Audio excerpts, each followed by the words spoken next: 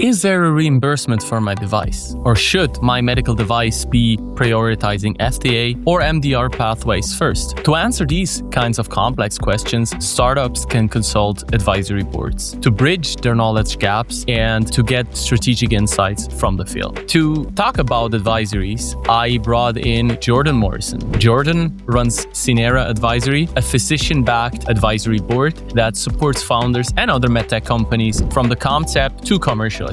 She has over 25 years of experience in the MedTech commercialization space and is a true expert of her craft. In this episode, you're going to learn what an advisory board does and how advisory boards can help you make strategic decisions that are sound, where teams lose the most money and time and how to counter that, why reimbursement is such a key topic, and how to decide if you want to launch your device first in the US or in the EU. My name is Lucas Penegonda and I've helped over 40 MedTech companies to be more sustainable with plastics. And here's our discussion. Hi, Jordan, and welcome to the podcast. Hi, how are you? Yes, I'm good. Hope you're doing well too. So, Jordan, you run a advisory group. And what does an advisory do? And why is it important for a MedTech startup? Yeah, so I run a physician-backed advisory group, which I think is a really large distinction because we bring a really unique side to things. We really work together as a strategic partnership so that you have end user involvement from the very beginning. And I think that's a lot of times that's really missed. You really develop in a silo. So all of my founders they've all done founding where they've all done exits. They've all been involved in MedTech. They all have large academic backgrounds. So I think that's really, really key to get them all in one room. So it just really provides a lot more insight than you would get from a traditional like fractional COO or fractional group of providers. They've actually walked the pathway themselves. So yeah, I heard cats. That's what I tell people. Good. So your core promise is that you lower the barrier to entry for MedTech startups. So what do you mean by that? So typically, our ideal customer is either a physician founder or a small engineering team, and we work with them from the very, very beginning of concept all the way through to commercialization, and we're able to lower those barriers because we really work with them on a budget. I think a lot of times when you get advisories involved, there's a lot of bloat or overhead, and you're paying for advisory work that you don't need. So we really try to work with you within a budget and break everything down into small, bite-sized deliverable pieces. As you know, MedTech and innovation is really honestly like a start-stop motion, right? A lot of people try to think that you're having things happen in multiple times, but a lot of times it's like we do one deliverable, we take a break, we evaluate, we might need to get more funding. A lot of times funding is, it doesn't all flow in at once. I'd love to think we get the magic paycheck and it funds everything right away. But realistically, you kind of drizzle in your funding. So if we can do really strong deliverables with the investors in mind and that in commercialization in mind, it really lowers the barriers for a lot of reasons. One, it's much more commercially viable. And number two, it's much more financially feasible for them. And I know those sound like buzzwords, but when every penny counts, being able to budget your funds to get the most bang for your buck is really going to make a difference long term. This really reminds me all of, I would say, like the lean startup methodology. It's like where you have limited but very secure funding. This is what a startup basically is. And then on top of that, you need immediate and fast user feedback. And the user feedback is like where I see the value of a physician-backed advisory extremely, well. So you need that user feedback. You need to give your tool to a physician that would be your ideal customer, and he's going to tell you everything that is wrong with it. And with that, you start to learn what your device, your market, your solution should be. And I will tell you honestly too, even just being able to tell your investors that one of my biggest promises that we're able to do is to say it's like physician backed, right? So that you're already telling your investor like, hey, this is who's going to utilize it. And I've created raving fans out of them because they've been involved in the discovery process. They've been involved in the design process. Many times, a lot of these founders that are working with my advisory group, they create relationships, right? So we might have brought them in at the very beginning for customer discovery, but if they love the product, they'll also be the same ones that'll take it back to do a pilot site, to do kind of like first conversion rates for sales and things like that, or become their KOLs that really honestly like cheer them on and advance them. And that's marketing that you can't pay for, to really be honest. That's certainly a very big advantage of having your users, your physicians, your surgeons in a very early stage of the startup, not only like helping them shape the device, because it's like they kind of have like a stake in this device. And that really also helps with the adoption, because like they kind of co-created the solution that they're looking for. It's that buy-in from the very beginning. And honestly, you would be surprised, but a lot of times if a founder has a good idea and a physician really loves it, a lot of times they're willing to be part of those friends and family like rounds. And I think, again, even when it comes to funding, we sort of have this idea that, a VC or a private equity is going to come in and write you this magic paycheck. But the reality is most of it is friends and family funding. And if you get an advisor that really loves a project and really is sold on it, they might also be funding. I'm not going to legally promise that, but it's like anything, right? If you really, across the board, if you love that project that you're working on and you feel like you have that buy-in and you feel like your voice matters in the design process, you might also get the benefit of, hey, I want to invest in this and I want to see this go through long term. So really, it's honestly about creating those relationships that are going to take this product long term out 2, 3, and 4 years later. Yeah. So those are very valuable insights for startups. Like in the beginning, you mentioned like you either have physician-led teams or you have engineer-led teams. So what would you say is the difference between those kind of groups? My gray hairs. No, I'm just kidding. I think honestly, both of them fall into the same pitfall of designing in a silo, right? And I also think it's interesting because they both are accomplishing the same task and they both speak very different languages. I will say 90% of the time, honestly, what we do is play translator. I think they both have just very different intelligences, right? So I think with pitfalls for engineers that I see is, again, they are very much like if you build it, they will come. So they have a concept in mind and they're really stuck on the design piece of it. And that sort of tends to be the quicksand that they're in, that they just want every design piece perfect. With physician founders, their problem tends to be concept and they really know the end result, but they don't know how to get there. So they know the problem very, very like clinically backed of what they want to try to solve, but they don't know necessarily how to solve it. And so their quicksand or like stuck piece as they don't know how to take the thought process in their head into deliverables, if that makes sense. So really it's that partnership between the two and teaching them each other's language. So we had on our podcast Spencer Jones, and his insights were pretty similar to this.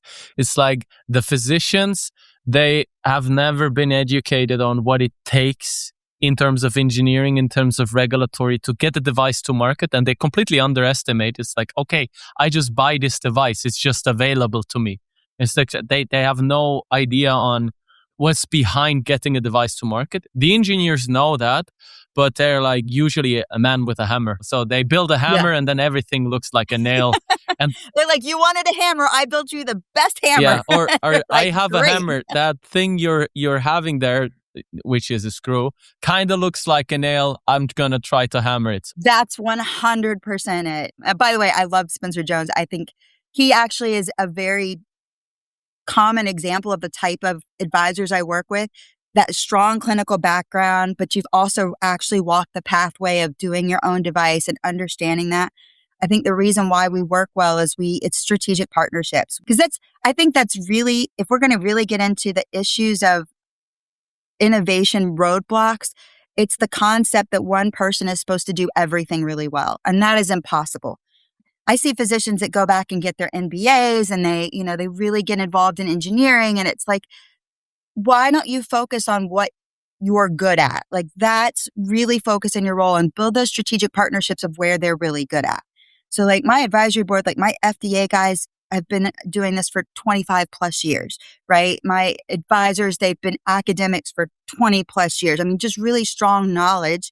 And instead of one person trying to do everything, I think if you work together, it works a lot better. And I think Spencer really sees that with his, like I said, same pathway, that clinical background, and then learning the pieces. And that's where you go back to those barriers that you reduce. Instead of having to learn those pieces as you go, you can now say, hey, I'm going to hand off this next project to the expert. And that just gives you a lot more peace about what you're doing.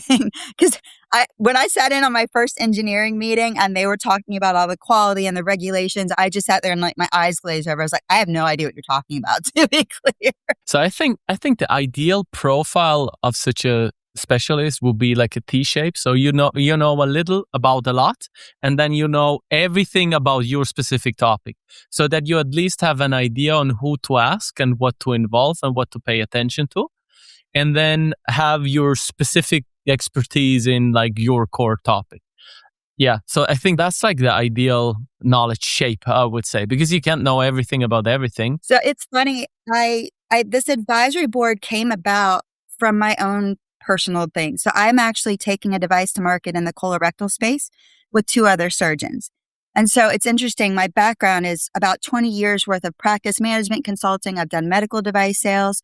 And you talk about that T-shape. I thought I knew a lot until I realized I knew nothing. And so honestly, the advisory board and so much of the development of just these partnerships has come about from, as we're putting our own device in the market going, I need one of these. Where do I find it? So if we're asking that question, we know that other founders are asking those same questions. And rather than, stumbling across it, I just really tried to create a strong, I call it a pathway, or I'll say pathway or roadmap over and over again, especially with physicians. They get that. They get the concept of like, okay, here's step 1 and here's step 2 and here's step 3. Because I think the biggest thing is you kind of get into this world and it's overwhelming. Like I said, my first meeting with quality and regulatory and all those people, they were saying letters and numbers and strings of things. And I have no concept of what you're talking about. I just know this is what I need my device to do. They asked me to do a CAD drawing and I was like, oh, that's so cute. I love that idea. I don't know what any of that is, right? But I have this brilliant idea with these brilliant surgeons and we know what we want to create, but you want me to do a what? So, now we have engineers on our team. Now we have those people. Now I've got enough knowledge to be dangerous, to be clear. But that's how this advisory board came about, there's a huge gap in again, that knowledge base. You know so much about what happens in your OR, or what your patients need, or, how this device could be life-changing, but you have no concept of how to get that vehicle there. And the same thing, like I said, engineers, brilliant minds. I have no idea how their minds work. My hats go off to every engineer. I think they're geniuses because I just have no concept of what they do. You take something out of nothing and you make it happen. But they also design in that silo and they don't have that clinical insight. Like you said, they will build the most beautiful hammer you could ever imagine, a hammer I didn't even know could exist. But if nobody wants that hammer, they now have spent so much time and energy and money on building that beautiful hammer. And that hurts my heart too. So what do you think is like the most common mistake or the most common avoidable mistake that you see in these MedTech projects? I think the most common mistake is basic business acumen. I hate to say that, but it's not knowing who your market is and not having commercialization as your end goal. And that in turn leads you to, I'm not going to say misappropriation, but just learning to budget where your money goes, right? Like I said, I think everybody has in their idea that when they start this out, they're going to get this angel investor that wants to cut them a $5 million check and then suddenly everything will fall into place and they'll be bazillionaires. That's the common concept. And you're like, that's not any of it, right? And I think a lot of times not building something with commercialization at the end point, even if you did magically get that $5 million check, you wouldn't know how to spend it. You wouldn't know where to put your money first. And then you're just spinning your wheels. And at the end of 3 years, you tell your investors, thanks for that check. I have nothing to show for. So I think that's really where a lot of people get bogged down is I don't think they're prepared for the grind that it takes. I think they also think that I'll get a check and in 6 months I'll have a device and within a year I'll have the entire country buying my product because it's the best product that's ever made. That's not the founder pathway. And I hope that you experience that, but I haven't. I think there's a lot of, like I said, the stop and starts and let's pivot and let's, take some of the information we had and let's go, or even just hey, we're at a stopping point. We can't move forward until we get more funding that comes in, until we build a better clinical case, until we have more data to validate. So like, I think a lot of it is just being patient. Founders, you earn your stripes. It's a path that unless you've really walked it, you just don't understand it. So just really surrounding yourself with people that have also done that same pathway makes a big difference. I think, as boring as it sounds, I think one of the key mistakes that people make is not thinking about who's going to pay for the device upfront. So what's going on with the reimbursement? 100%. Like teaching the difference between you have a regulation strategy versus a reimbursement strategy. So that is a huge problem. I think a lot of people, especially in the med device world, they do a sprint towards their FDA clearance or their MDR. And if I get this piece of paper, it's the magic door opener. Well, the reality is once you get that piece of paper saying you can sell, that's just the beginning. So I think really having a strong concept of reimbursement and or market positioning. Again, it goes back to basic business acumen. Like it seems really straightforward, or it seems really like common sense, but when you're in that moment, you don't see it. So really knowing who your market is, especially I think in European markets, you have a little bit more leeway as far as who's going to pay for it because your reimbursement strategies are different. In the US, especially, your reimbursement strategy could break you. I've taken 3 devices from Europe to the US over, and all 3 of them failed, not because they weren't beautiful devices, but because they didn't have a reimbursement strategy. Like really testing them against like what we have over here, value analysis committees that essentially approve every purchase, everything that comes in and out of every hospital, ASC, everything that goes into a surgeon's hands.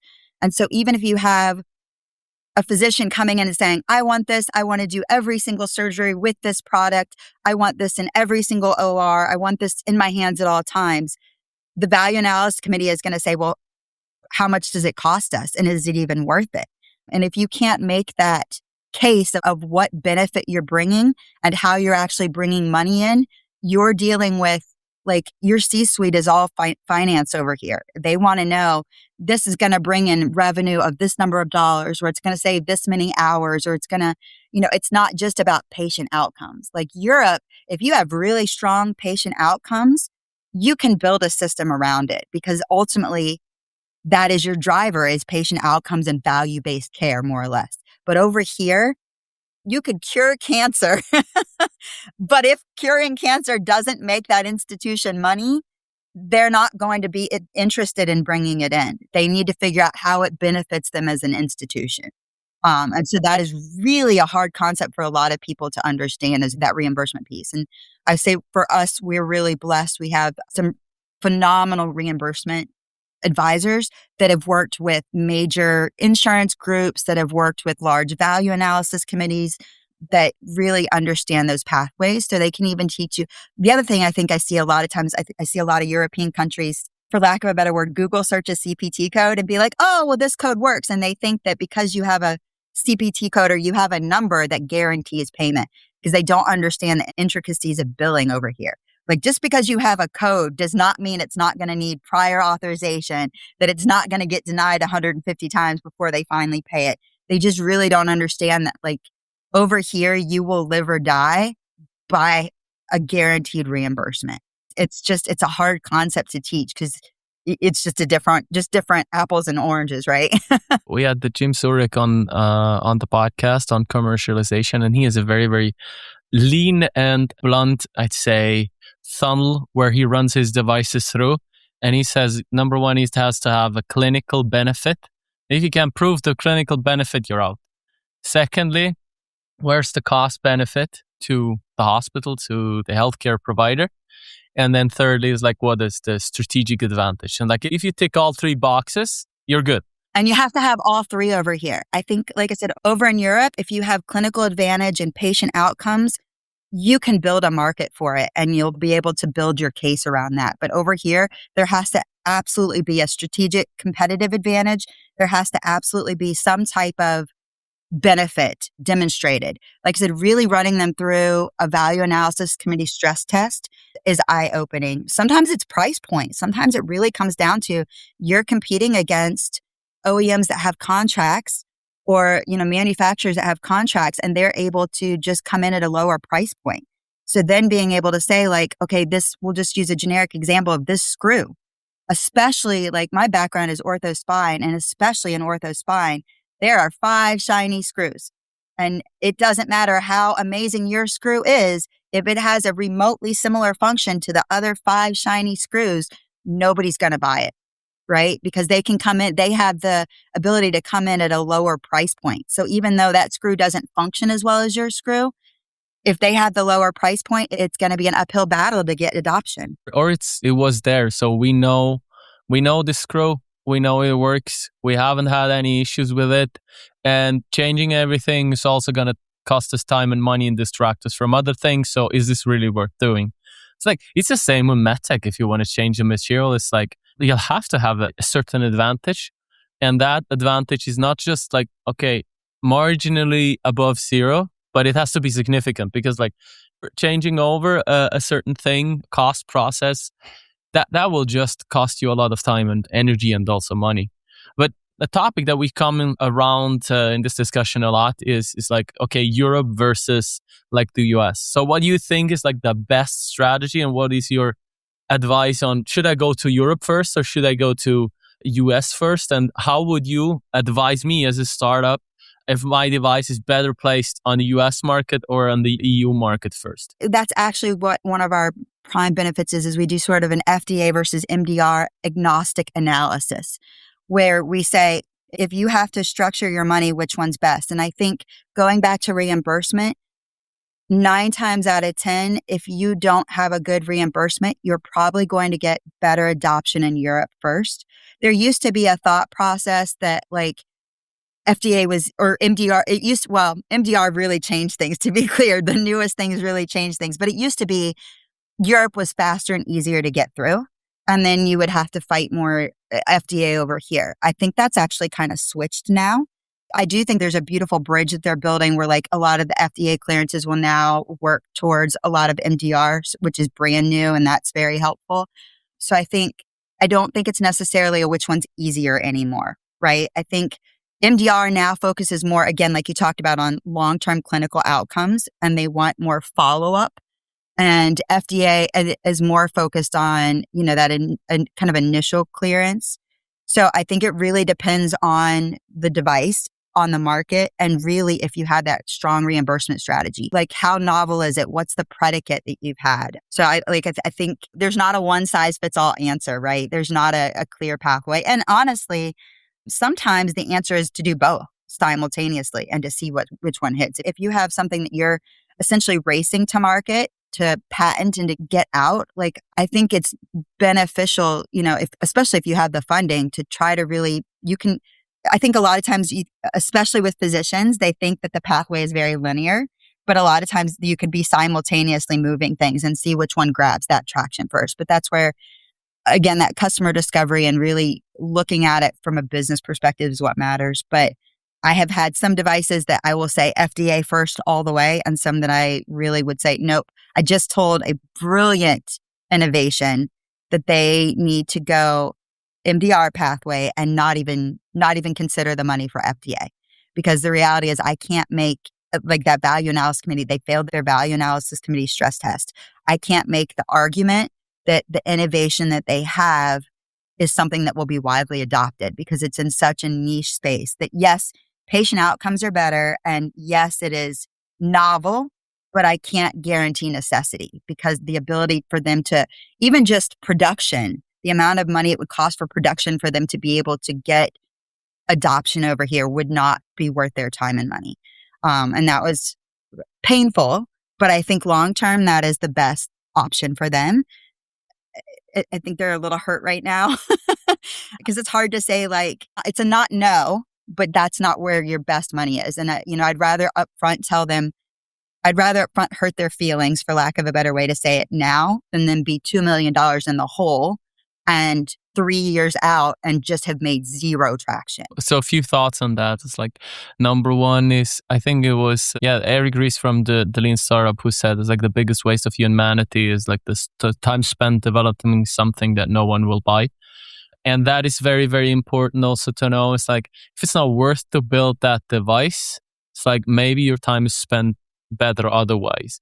And on that FDA first versus MDR first, like in Europe and also in Switzerland, there's the strong sentiment towards like FDA is like more predictable now.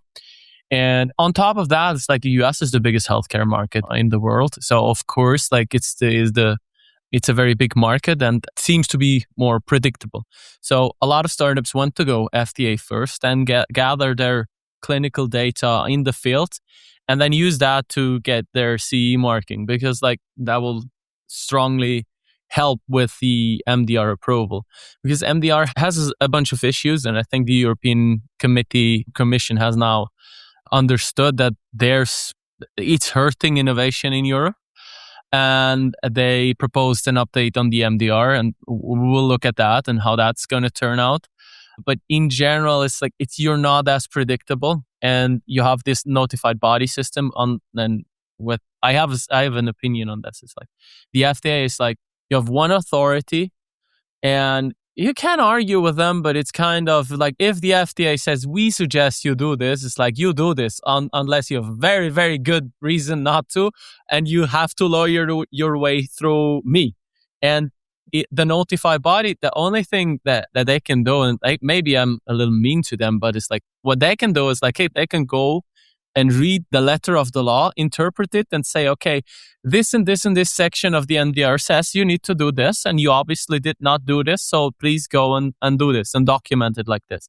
So it's like very, I'd say, documentation driven, and it's also very, I'd say, letter of the law driven. And like the FDA is more like, okay, I think you have this and this specific application and you did these tests, but in this specific clinical application, we suggest you do this test because we think it's necessary. And they also have very, very good experts that have been in the field that are maybe also have been surgeons. So they know their stuff pretty well. And they have more of, I'd say, spirit of the law approach. And I like it better. So maybe it would be better like if Europe had a central agency. I will give a kind of a disclaimer. I have seen European companies that will get FDA clearance, but a lot of times it's wrong. So I have a company that it was a device, and I can't legally say what the device is, but we're just going to try to paint the picture. Essentially, it was a device that was FDA, it was 510K exempt. So it just needed a certain code to show that, and they had it miscoded. They still got a piece of paper because they submitted documentation supporting that. So in their mind, they're FDA cleared. But then when they go into the actual device, and part of it was what their issue is, it's an AI diagnostic tool. What they cleared was the actual exempt device. But then the market statements they're making are for this AI diagnostic piece. So I think, yes, FDA is more predictable, but it also allows for, you can get the piece of paper. That is essentially just saying, yes, you're allowed to do this very one specific thing. But then when you go to market over here, your FDA clearance really dictates how you're positioning and what you're saying in a market. So I see a very big juxtaposition of, or even just use. I had one company that was FDA cleared for a surgical procedure, but then they were marketing it as in office, but their FDA clearance wasn't for in office. So it was easier, shall we say, to get the FDA clearance, but it really set them back because it wasn't the appropriate clearance for their device. I think MDR might take a little bit longer, but because it's so like clinical data regimented, and that acumen is a little bit more stronger. Long term, I think sometimes that MDR clearance, there was a reason you were jumping through hoops. And just because your FDA was a little easier, it's because you had it narrowed down to that really specific focus to get your piece of paper, but you don't get to like change it out once you have your piece of paper. And I don't think a lot of people realize that. I get called in a lot to fix FDA regulatory things where I'll see what their, like I said, their commercial positioning is. And I'm like, you can't put any of that on your website. That's not what your clearance is for. Like, you will get a letter, you'll get a nastygram from the FDA saying you're making promises that we didn't approve you for. So I think it's a really easy misconception that FDA is, quicker or faster or easier. It kind of is, but it opens up the road for mistakes. You'll still have to have the right expertise in order to navigate it. And it also shows like how important it is to have real experts on your team in order to get regulatory stuff sorted. Because if you make mistakes there, it could be very costly, and it could also be like very damaging. You running out in a direction and thinking you have a clearance and then you don't have one. I think like with the MDR, it's like, yeah, maybe there is a reason why they make you jump through so many hoops. However, it's also specific cases where I think it's really hurting innovations. Like, especially like I have little kids, and it's like you can calculate like how much an CE marking will cost you per device. And then you have, as we talk about reimbursement, usually what you have in Europe is a case fee that you'll get. So this case, I don't know, a certain procedure will get you X amount of money, or the insurance will pay X amount of money for this. So if your device is going to get over that fee, the hospital will pay for it or will have to cover the surcharge. And hospitals don't make any money. It's like hospitals are like zero or in the red. And if they're in the red, like someone has to cover for it. And what happens in this case, like if you have pediatric devices where you have like 200 cases a year, it's like there's no way in hell that you can make money on that device. So either you as a device company, you make a marketing stunt out of it and say, okay, it's for little children and we'll sell it below our cost for it, and they make a marketing story out of it. Or what happens more often is, okay, we'll throw it out because I can't make money on that. It's like I'm a business. I will lose money on making this device. So for these orphan devices, it's a very, very difficult problem, so to say. And I think they're trying to address it with the updated MDR. And the second thing is like, okay, they killed grandfathering. So it's like devices that have been used like forever, safely, no clinical data indicating that anything is wrong with them. Yeah, you'll have to get the clinical data. And that's quite hefty, I would say. And like those are the two things that FDA really does, I think, better. But they're trying to address it with the updated MDR. Let's hope that it's not too late for European. I think the updated MDR in about 3 to 5 years is going to work really well. I think there's still some kinks that they're needing to work out. And I 100% agree with you that I see where they're going with it, but it's definitely limiting innovation right now. So I think, and that's where I think kind of, again, being involved, having multiple perspectives from the very beginning of design is crucial.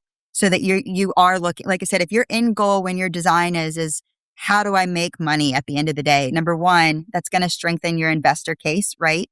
It's also putting you through the business acumen, and it's teaching you all of these pitfalls. So to go back to the MDR, yes, I think that they're good changes that are being made. I think it's, like I said, there's still a couple kinks that need to be worked out that they're still ironing out. And right now, in the snapshot of today, I think FDA is easier to get. But with that said, again, a lot of people have that, if you build it, they will come. And especially European countries will think, I got my FDA clearance. That means I have everything open to me, and US is such a large healthcare market.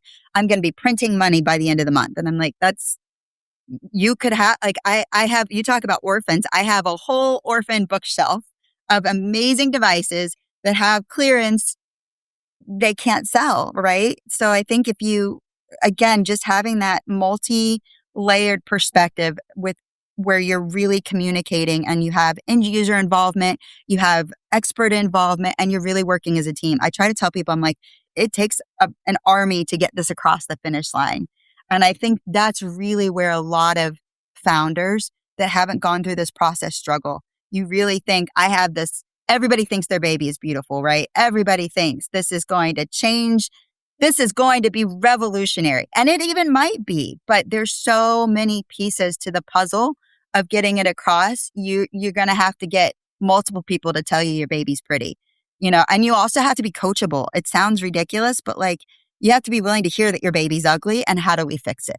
I think that is a big issue I come across with. And I will say it might fall more on the physician side, that sometimes it's just hard to hear or to pivot. I call it coachable, right? Like you hear this coachable founder. We only want to work with coachable founders.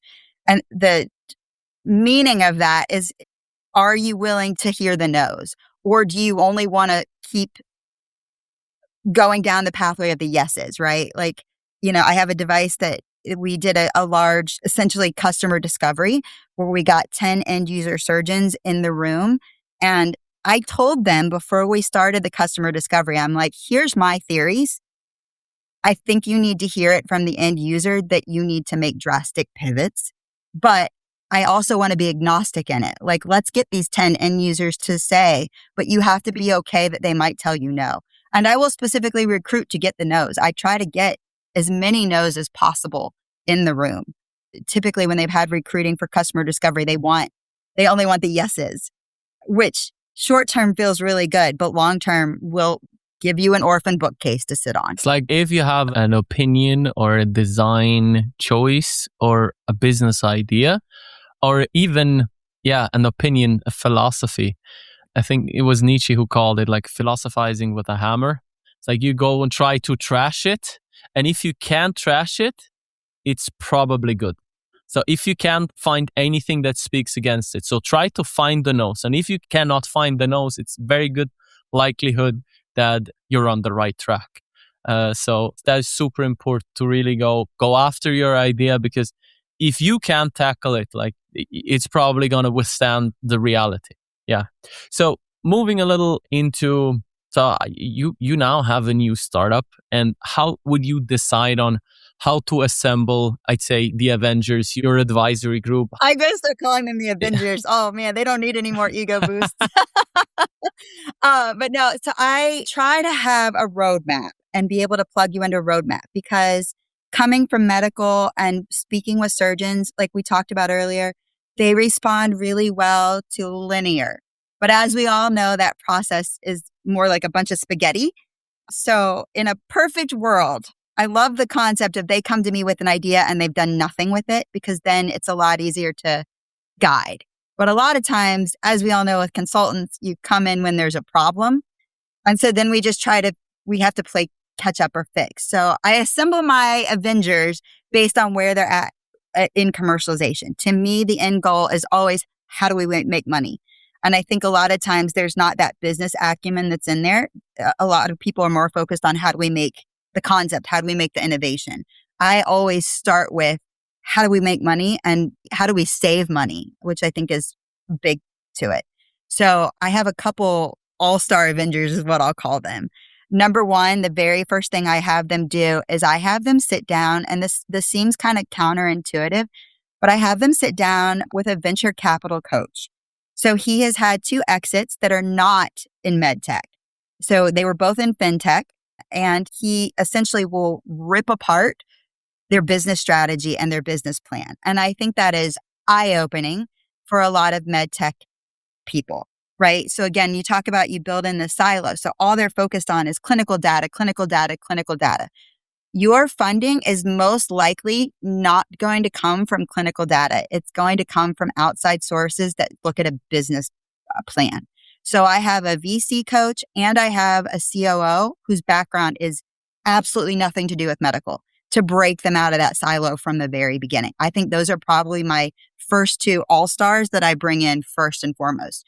Because if your business strategy doesn't line up, once again, you could cure cancer, but if you're not able to sell it and market it, or you don't have that basic problem that you're solving, or even if you have that problem you're solving, but you don't know how to communicate it, then you have a problem. So having 2 people from the outside world, outside their silos, essentially tear them apart in a good way, I think is really crucial. So those are probably the first 2 Avengers that I bring in.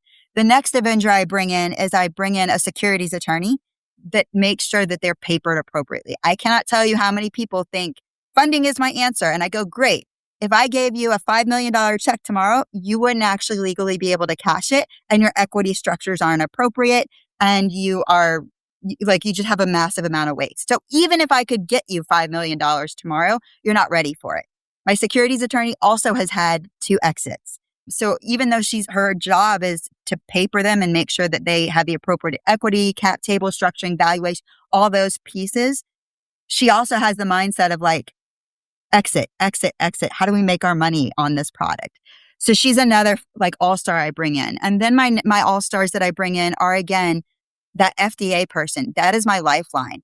Again, just to review, like almost a due diligence. If you do have your FDA clearance, is it appropriate? Like we talked about, I've seen a couple where they think they have the piece of paper and I get in there and I'm like, I can't actually market this, so you don't have the correct appropriate structuring. You did get a piece of paper, but you got a piece of paper for this piece and you need the piece of paper for this piece. So having him come in there, and when he comes in there, he also has done years and years with CE marks, so he understands that MDR pathway really well. So he will also come in and agnostically say, like, before we spend money, let's see which pathway we need to go to, which one viably makes more sense. So he's my third all-star I try to bring in. And then from there, I bring in my reimbursement person. That's my fourth key person I bring in, is what is your reimbursement strategy? If you're going to do anything in the US, you need to know what that's going to look like. And she's very good about mapping out a timeline, mapping out predicates, mapping out, what's going to be the best reimbursement so that we can then take that back for pricing structures for manufacturing. That's another thing I see is like people will realize, well, I manufactured my widget for $200, but the reimbursement's only $120, which means you're now asking that person to pay $80 every time they use it. But if you can go in and say, hey, my reimbursement is $200, I need to make sure I manufacture this at $100, and you kind of work the problem backwards. Now you can work with your manufacturing partners to make that happen. So that's my fourth all-star deployment. And from there, I then want to bring in my COOs. I have 2 COOs that have done exits and they work fractionally. And, it's funny, people ask what is a COO? And it can be a chief commercial officer or a chief operational officer. Essentially, they are, how do we get money in your hand? They have the business acumen of understanding. I call them my workhorses, right? Like you have your innovator, your concept person, and then you have your builder that makes it happen. But then you need one person that is your workhorse, that essentially is the chief cat herder. I will say that over and over again, because you have people going in all these different directions. And if you don't have one person that kind of has a grasp on a little bit of everything to say, here's where we deploy next, you'll just chase your tail. So your chief commercialization or chief operational officer is going to be crucial. And whether it's I think a lot of times this kind of is not what we talked about, but it's a great segue. Who do you need to have on your board? I think a lot of times people ask or they build an advisory board. I see them do one of 2 things. Engineers build advisory boards with other engineers, right? And then physicians build advisory boards with other physicians. And that doesn't give you a business case. We talk about a lean startup. I tell them from the very beginning, you just need 3 people and they can be fractional. You get a CEO, which is essentially your builder, your idea person. It can be your founder. In medical device, I think you do need a CMO person that is going to always be that clinical champion. And then you need a COO, which is a chief cat herder that can talk between the 2 of them and make sure that there's a continuous movement forward. And you can run with that 3 board member structure until at least Series A. At least until you're into full production. You can do fractional work or you can bring on advisors for very specific projects. But if you have that 3 core person team, you can take that quite a bit further out. And now you're saving equity so that you have equity to negotiate with when you go to commercialization. You're saving time, money, frustrations, and you are a lean process. So I digress on that, but it does kind of go back to I really like that Avengers theory. I'm going to tell them they're all Avengers. Get them little matching t-shirts. I can't wait. But yeah, that's kind of how I pull apart the issue. And if they come to me at any point other than I have a thought process in my head, the very first thing I'm going to do is break apart their commercialization strategy, put them in a value analysis committee stress test, put them in a commercialization endpoint. Are you papered appropriately? Do you have the correct regulatory pieces of paper that you need? And do you actually have a grasp on your market? So I think you lay that out beautifully, so that I didn't have to interrupt and ask a question. I get really passionate and excited. We see that, and I think that's also lovely about you, that you're very passionate about your problem. So, what advice would you like to give to our listeners in terms of, I'd say, gathering your advisory board, or as we call them, the Avengers in this episode? My advice is always ask for help from the beginning. I think that's number one. And what flows into that, I see a lot of, and again, I will say this is more physician founders versus like engineers or inventors. They tend to see it as a badge of honor to self-fund or to do all this themselves. And it's not. Like at the end of the day, I saw one physician founder that spent almost like $1.5 million out of his own personal money to make his product happen. And then he had no commercialization strategy, and he essentially burned $1 million. And I love that he had that money to spend. Congratulations for you for being so successful that you had that money to spend. But when I was talking to him, I'm like, you're bleeding money. And he's like, oh, I'm fine. I'm like, financially, you're not fine. Like, even if personally you still have more money in your bank account, no one will ever fund this. No investor is ever going to touch this because they see $1 million of burn and they do not want to be part of it. I don't care how good your product is. So I think that like concept of self-funding is actually working against them. I want investors and funding involved from the very beginning. Our device, we spent $5,500 out of pocket before we got funding. And that $5,500 was for a really tight patent study and a securities attorney. That's it. So I think telling people from the very beginning, ask for help. Do this as a team. Go into this with, I have a great concept. And before I get really far down one way or another, go into it with, how do I show other people I have a great concept? Because honestly, if you put them through, if you're going through funding, you're already starting to build that business case. You're not going to get funding without a business case. So you avoid a lot of those pitfalls of building without, building a solution without a problem. Because if that, like, an investor is not going to let you do it. Then you're like, again, you can do it with your own money, but you're not doing it with mine. And it's not a badge of honor that you necessarily built it with your own money. I think that is a huge one to tell people. Okay. So your advice would be get investors involved and solve a real problem and ask for help. Perfect. So, Jordan, do you have any last words? Oh, man. I want to bring innovation to patients. That's what gets me so excited and keeps me up at night and awake in the morning is, how do we bring that innovation to patients? How do we empower our physicians to have the space to innovate, support them to innovate, and build to actually make a healthcare difference, to change the landscape of healthcare? So my parting words are, please let me help you. Please let me be part of it, because if I am sold on it, I will advocate for you till I bleed. Because I think you just need a team of people that are going to support you. I'm a harsh cheerleader and I'm a little mean about it, but it's for your own good. It's like the protective Nana or whatever. But no, I want people to be encouraged. I don't want them to feel overwhelmed or to get in that decision paralysis. I want them to chase their dreams and chase those innovations and make that pathway easier for them. Thank you for coming on the podcast. So this was Jordan Morrison from Synera Advisory. And until the next time.